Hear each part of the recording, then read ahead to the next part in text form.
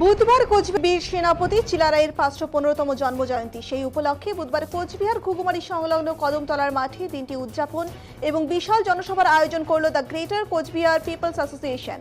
সভার মূল বক্তা হিসেবে উপস্থিত ছিলেন বংশীবদন বর্মন। এই দিন প্রথমেই বিভিন্ন সাংস্কৃতিক অনুষ্ঠানের মাধ্যমে দিনটি উদযাপন করা হয় এবং তারপর শুরু হয় জনসভাটি। সভায় বক্তব্য রাখতে গিয়ে বংশীবদন বর্মন বলেন, যারা আমাদের পৃথক রাজ্যের দাবি মেনে নেবেন তারা আমাদের প্রধান সারাই।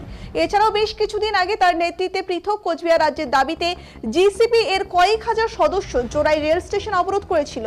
পরে রেল দপ্তরের আশ্বাসে অবরোধ উঠিয়ে নেয় তারা। এই বিষয়ে এদিন বংশীবদন বর্মন বলেন, রেল দপ্তর ওই দিন তাদের দাবি দেওয়াকে মেনে আশ্বাস দিয়েছিল, তবে যদি তাদের দাবি পূরণ না হয় গণতান্ত্রিক পদ্ধতিতে দাবি আদায়ের যে চরম পদ্ধতি রয়েছে সেই পদ্ধতিতেও হাঁটবেন তারা।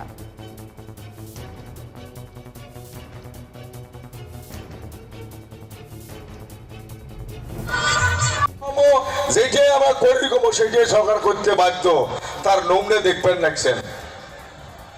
আমরা কান্ট্রি বিল দেই না, কান্ট্রি বিল নেয় না।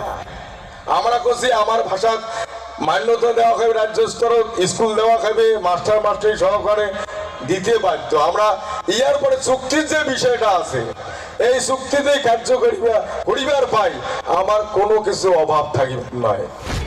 জন্মজয়ন্তী উদযাপন কিভাবে করলেন? কীভাবে করলেন দেখলেন, রাজবংশী জনজাতি কৃষ্টি কালচার, ভাওয়াইয়া গান, কুষাণ নাচ, বিভিন্ন নৃত্যর মধ্য দিয়ে, সাংস্কৃতিক অনুষ্ঠানের মধ্য দিয়ে আমার এই বিশ্বমহরী জেলার জন্মজয়ন্তী পালন করলাম। বলছিলাম একটা অন্য বিষয়, আপনারা আপনাদের দাবির ভিত্তিতে বিভিন্নভাবে আন্দোলন করছেন। কিছুদিন আগে দেখা গিয়েছিল আপনারা রেল অবরোধ করেছেন, অবশেষে রেল কর্তৃপক্ষের কথাতে আপনারা আপনাদের আন্দোলন তুলে নিয়েছেন। তো আগামী দিন আপনাদের দাবির ভিত্তিতে আগামী দিনে কি আপনারা অন্য কোনো পদক্ষেপ নেবেন কি বার্তা? নিশ্চয়ই রেল দপ্তর যেটা কইছে ওরা মানে নিচ্ছে যে আমার দাবিটা দিল্লিতে পৌঁছাবে এবং আমার দাবিটা পূরণ করার জন্য ইমিডিয়েট বসার ব্যবস্থা সরকারের সাথে আমরাও সময় দিচ্ছি। যদি নক্তব্য না হয় গণতান্ত্রিক পদ্ধতিতে আমার অধিকার আদায়ের জন্য আমরা বিরুদ্ধ আন্দোলন নামবে করব। বলছিলাম কিছুক্ষণ আগে আপনি বক্তব্য রাখছিলেন, সেখানে আপনি বললেন যে লেবার কার্ড এবং ভিখারির কার্ড একটি বললেন বিষয়, কি বিষয় এটা?